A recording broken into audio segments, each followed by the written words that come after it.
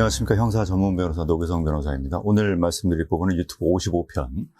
예전에 한번 설명을 드렸던 부분이 있는데요. 최근에 또 제가 새롭게 만나는 의뢰인분들 모두 이제 비슷한 내용을 계속 말씀 주시기 때문에 다시 한번 설명드리고자 합니다. 자, 우선 검사가 구형을 합니다. 피고인을 몇 년에 처하게 해주십시오라고. 근데 이미 구형은 사람들이 이제 잘 모르는 부분인데, 기소될 때 기소하는 수사검사가 공판 카드에 적어놔요. 그러니까 재판 과정에서 정해지는 게 아니에요. 물론 공판검사가 뭐 구형을 올릴 수 있고, 또 만약에 합의가 되면 조금 줄이는 경우가 있지만, 기본적으로는 기소될 때 공판검사가 아닌 수사검사가 공판 카드에 구형 몇 년이라고 정해 놓습니다. 그러니까 사람들이 이 재판 과정에서 구형을 줄여주세요라고 막 부탁하시는 분이 있는데, 그게 사실상 어떻게 보면 타이밍이 늦은 거예요. 구형은 기소될 때 수사검사가 공판카드에 적어 놓는다라는 부분 분명히 알고 계시고요. 그러니까 그때 재판 과정에서 구형이 달라지는 경우도 있지만, 물론 사정 변경이 되고 합의가 돼가지고 가벌성이 떨어지는 경우, 이런 부분은 물론 낮아질 수 있지만, 기본적으로 공판검사는 수사검사의 권한을 침해하기가 어려워요. 물론 공판검사가 조율할 수는 있어요. 하지만 기본적으로는 구형은 수사검사가 기소할 때 공판검사에 미리 적어 놓는 것입니다. 그걸 보고 공판검사가 그냥 읽는 거예요. 사실 공판검사는 6개월에 한 번씩 바뀝니다. 그렇기 때문에 공판검사가 바뀌어버리면은 그 전에 수사 진행 상황, 재판 진행 상황을 전혀 모르는 거예요. 그러니까 이 부분을 정확히 아셔야 돼요. 그러니까 일부 변호사님들이 재판 과정에서 뭐 구형을 줄여주겠다 이렇게 하시는데, 그게 거의 안 되는 거예요. 된다고 해도 당연히 될 수 있는 범위 내에서 되는 것이지, 기소가 된 이후에 재판 과정에서 구형을 확 줄인다, 이거는 아닌 거예요. 제가 말씀드리려는 부분은, 이제 최후 진술을 할 때 구형을 받고 그 다음에 변호인이 먼저 최후 진술을 합니다. 그 다음에 피고인분이 재판부에서 하고 싶은 말씀이 있으세요라고 했을 때 최후 진술을 할 때 이제 어떻게 해야 되는지, 그 부분에 대해서 말씀드리는 거예요. 자, 크게 5가지로 제가 구별해서 말씀드리는데, 자, 사안 자체가 무죄 주장을 하는 사건인지 아니면 혐의를 인정하고 자백을 하는 사건인지에 따라서 우리 피고인분의 발언 방향과 내용이 조금 달라져야 돼요. 자, 무죄 주장을 하는 사건이라면 왜 내가 무죄 주장을 하는지 분명하고 확고하게 말씀 주셔야 돼요. 안 그러고 뭐 약간 조금 부끄러워하는데 쭈삣쭈삣 하고 있으면 안 됩니다. 제가 항상 말씀드리는 거는 판사의 눈을 또렷하게 쳐다봐야 돼요. 제가 이 카메라를 보고 있는 것처럼 아주 명확하게 판사님을 노려보듯이 쳐다봐야 됩니다. 무죄 주장을 한다면, 내가 당당하고 내가 억울하다고 하신다면. 그런데 이제 문제는 이렇게 무죄 주장을 확고하게 하는 경우는 거의 없어요.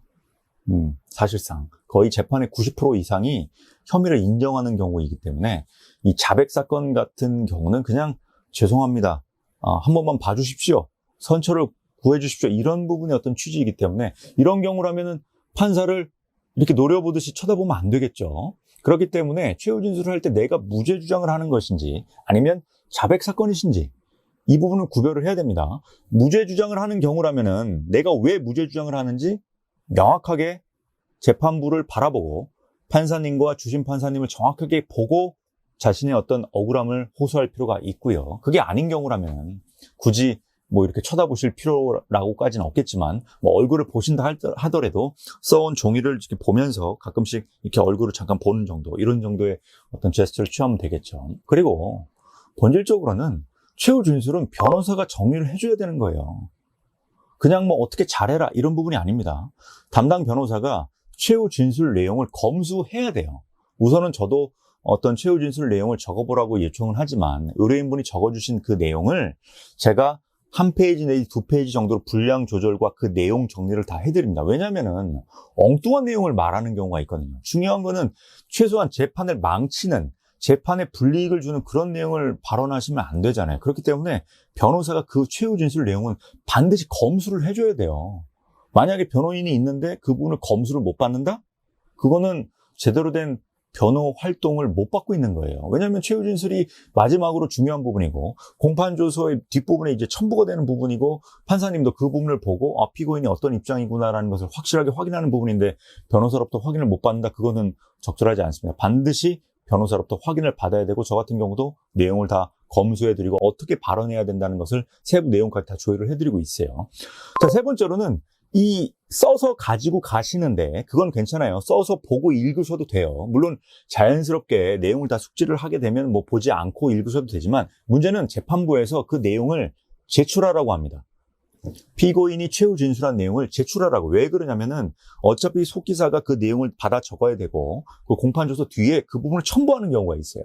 만약에 자백 사건 같은 경우는 최후 진술 자체가 반성문이 될 것이고 무죄 주장을 한다면 어떤 취지에서 무죄 주장을 하는 것인지 그 공판조서 뒤에 첨부하기 때문에 글씨를 잘 쓰시는 분 같은 경우는 자필로 가지런하게 적어서 오실 필요가 있어요. 이제 제가 탄원서 및 반성문 작성하는 방법에도 말씀드렸지만 종이가 이렇게 있으면 여기 한 5cm 정도는 띄고 쓰십시오. 이것만 조금 지켜주시면 돼요. 5cm 정도는 띄고 쓰시고 글씨를 조금 더 크게 한글 포인트로는 한 12포인트 내지 13포인트로 조금 글씨는 크게 적을 필요가 있어요. 그러니까 저 같은 경우는 아예 딱 적어서 드리니까 그 포맷과 형식에 맞춰서 적으시면 되는 거고 변호사가 없이 혼자 준비하시는 분들 같은 경우는 5cm를 띄고 글씨를 조금 더 크고 굉장히 잘 알아볼 수 있도록 초성을 좀 크게 알아볼 수 있도록 글씨를 쓰시는 게 좋습니다. 왜냐하면 진심을 전하는 거잖아요. 판사가 한 달에 뭐 200건, 300건 재판을 이렇게 처리하는 과정 속에서 우리 피고인분, 의뢰인분의 어떤 진심을 전달받는 것이 중요하잖아요. 그리고 말을 할 때 어떤 몸가짐, 그리고 억양 이런 부분은 제가 항상 말씀드리는 건데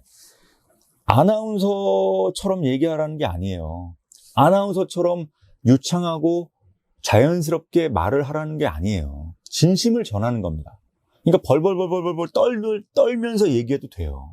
왜냐하면 진심을 전하고 이 재판으로 인해서 자신의 어떤 신변에 중대한 불이익이 가해질 수도 있는데 얼마나 어떻게 안 떨고 자연스럽게 얘기할 수 있겠어요. 근데 아나운서처럼 잘 얘기한다. 이게 중요한 게 아니에요. 벌벌 떨면서 말씀 주셔도 됩니다. 진심을 전하는 게 중요하기 때문에 떨어도 되고 울어도 되고 자연스럽게 마음을 전하면 돼요. 다만 준비는 해야 된다는 거죠. 그 준비는 무죄 주장을 하시는 분은 판사의 얼굴을 잘 보시고 또 자연스럽게 얘기는 하시되 준비된 내용을 진심을 담아서 전달을 하면 되고 해당 내용은 반드시 변호사로부터 검수를 받아야 되고요.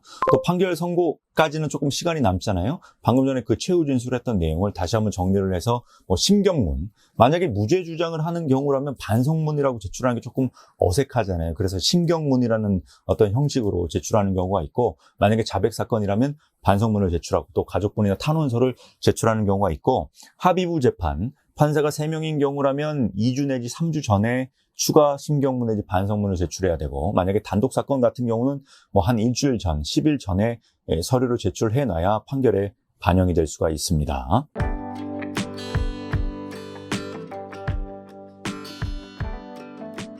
최후 진술을 할 때 제가 5가지로 구별해서 말씀드렸어요. 무죄 주장을 하는 경우와 자백 사건으로 구별하는 경우, 그리고 변호사로부터 최후 진술 내용은 반드시 검수를 받아야 되는 겁니다. 이거는 안 해주는 변호사가 있으면 그 부분은 나쁜 변호사예요.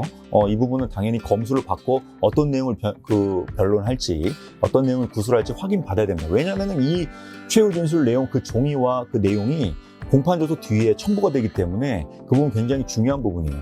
구술할 때 몸가짐이나 이런 부분은 벌벌 떨듯이 얘기해도 상관은 없습니다. 다만 판사의 얼굴을 좀 보면서 얘기해야지. 어떤 분들은 그냥 얼굴 완전히 쳐박고 그냥 이렇게만 얘기하시는 분들이 있어요. 그러면 이제 전달이 안 되잖아요. 감정이 전달이 안 되잖아요. 메시지를 전달하는 게 중요한 것이기 때문에 판사의 얼굴을 좀 보실 필요가 있고 무죄 주장을 하시는 분들은 판사의 얼굴을 똑바로 쳐다봐야 됩니다. 내가 억울하다.